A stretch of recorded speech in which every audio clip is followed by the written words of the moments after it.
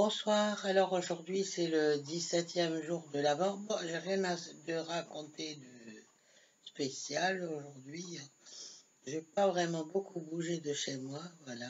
J'ai mis au point peut-être quelques petites choses pour un réseau d'aide humanitaire et sociale. Et puis voilà, donc je vais continuer à vous raconter l'histoire du Dieu perdu Anki, et on est, disons, à la fin de la 4e tablette. Alors, je vais raconter la création de la ville de Bat Tibira, la cité de métal, et la mutinerie des Anunnaki de l'Abzu au cours du 40e char. La colère des Isigis fut maîtrisée, mais continuait à bouillir sous la surface. Marduk fut envoyé sur Lamu pour leur remonter le moral et améliorer leurs conditions de vie. Enlil et Enki parlèrent des changements qui étaient survenus sur Terre. Ils souhaitaient éviter que le malaise gagne les Anunnaki. Ils trouvaient que les séjours sur Terre étaient trop longs. Ils demandèrent conseil à Anima, mais s'inquiétèrent en voyant son visage changer. Tous trois s'accordèrent pour dire qu'il fallait accélérer les livraisons d'or pour que Nibiru trouve plus rapidement le salut. Ninurta connaissait bien les entrailles de la terre. Il parla avec sagesse à ses aînés. Fondons une cité du métal pour fondre et raffiner le minerai d'or. De là, nous ferons partir des cargos plus légers. Chaque vaisseau-fusée pourra transporter plus d'or et il y aura également plus d'espace pour les Anunnaki qui retournent sur Nibiru.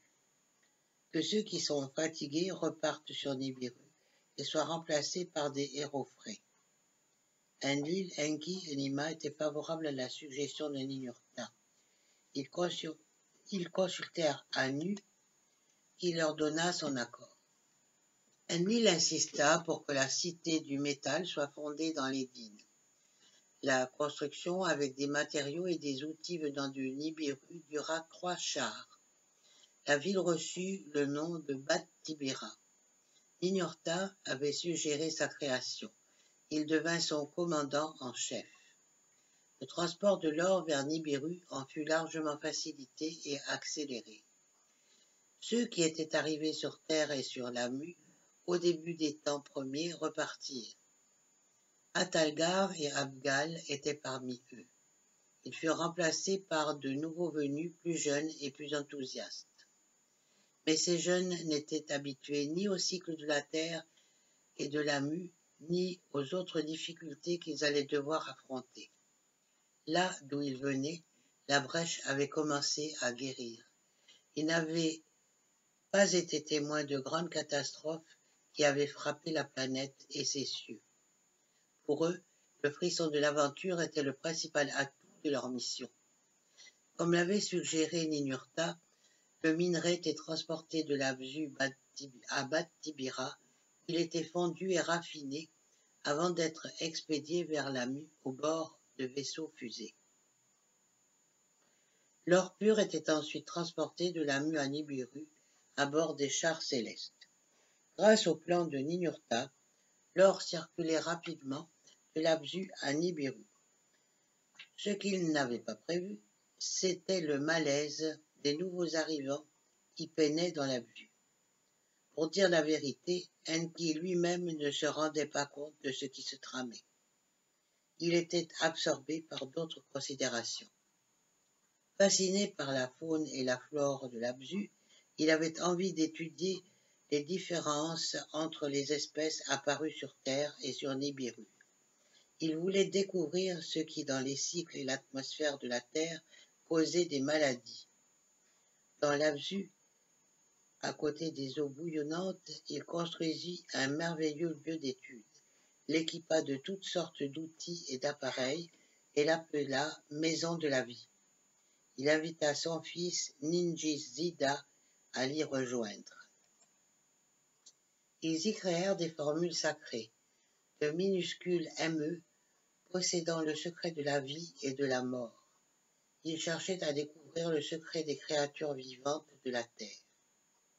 Enki se passionnait particulièrement pour certaines créatures qui vivaient dans les grands arbres et se servaient de leurs pattes antérieures comme de mains. Parmi les grandes herbes des steppes, de drôles de créatures pouvaient être aperçues. Elles se tenaient debout et semblaient marcher. Enki était absorbé par ses recherches. Il ne remarqua pas la révolte qui couvait parmi les Anunnaki. Ninurta fut le premier à se douter de quelque chose. Il remarqua une baisse dans les quantités de minerais qui parvenaient à Bat-Tibira. Enlil l'envoya découvrir ce qui se passait dans la vue. Ennuji, l'officier en chef, l'accompagna dans les tunnels d'excavation pour qu'il entende les plaintes des Anunnaki de ses propres oreilles. Dans les couloirs, il médisait, se plaignait, ronchonnait. Le travail est trop pénible, disait-il à Ninurta. Ninurta rapporta ces paroles à son oncle Enki, qui suggéra de convoquer Enlil. Enlil arriva dans l'Abzu et s'installa dans une maison à proximité des mines. Allons déranger Enlil dans sa demeure. Demandons-lui de nous libérer de ce dur labeur. Déclarons la guerre pour obtenir de l'aide, s'exclamaient certains mineurs. Leurs camarades se laissèrent convaincre. Ils mirent le feu à leurs outils et à leurs haches. Ils capturèrent Ennugi, l'officier en chef des mines, et l'emmenèrent avec eux. Au milieu de la nuit, ils cheminèrent jusqu'à l'entrée de la demeure d'Enlil. Ils entourèrent la maison, brandissant leurs outils comme étant de flambeaux. Malkal, le gardien de l'entrée, verrouilla la porte et réveilla Nusku, le vizir d'Enlil, qui à son tour alla réveiller Enlil. « Monseigneur, votre maison est encerclée. Des Anunnaki prêts au combat sont à vos portes. » Enlil convoqua Enki et Ninurta. « Que vois-je? Est-ce contre moi qu'il manifeste ?» Puis il s'adressa directement à la foule. « Qui est l'instigateur de ces hostilités ?» Les Anunnaki répondirent comme un seul homme. « Chacun d'entre nous a déclaré la guerre. Notre labeur est trop dur, grande est notre détresse. » Enlil transmit les nouvelles à Anu. « De quoi Enlil était-il accusé ?» demanda ce dernier. « C'est le travail et non Enlil qui est à l'origine du problème, répondit Enki. Chaque jour, nous n'entendons que plaintes. Nous avons besoin de l'or, répondit Anu. Le travail doit reprendre. Enlil demanda aux Anunnaki rebelles de relâcher Ennugi afin de pouvoir s'entretenir avec lui. Ennugi fut relâché. Depuis que la température de la Terre a augmenté, le travail est insoutenable, dit ce dernier.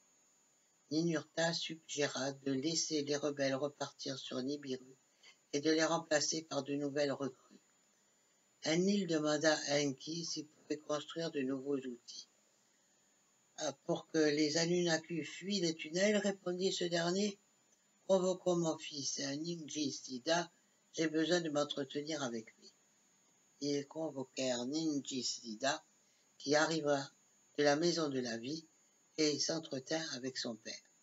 Il y a une solution, annonça Enki.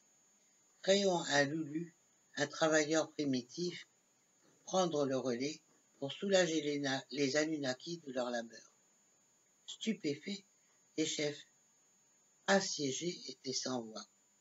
Qui a entendu parler de créer un être nouveau capable d'effectuer le travail des Anunnaki?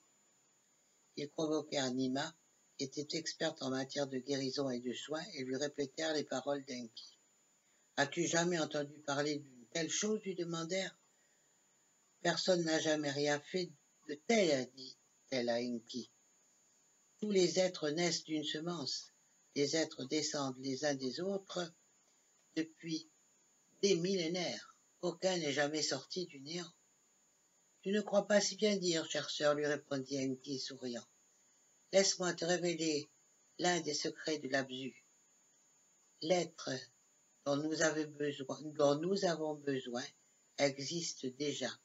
Il nous suffirait de lui imprimer la marque de notre essence pour créer un Lulu, un travailleur primitif. Prenons une décision. Je demande votre bénédiction pour mener à bien mon projet. Et voilà comment Dans ce laboratoire, des manipulations génétiques ont été effectuées. Et vous verrez par la suite ce qui se passe. Voilà pour ce soir. Le compte est terminé. Avant 17, à bientôt, à demain. Au revoir.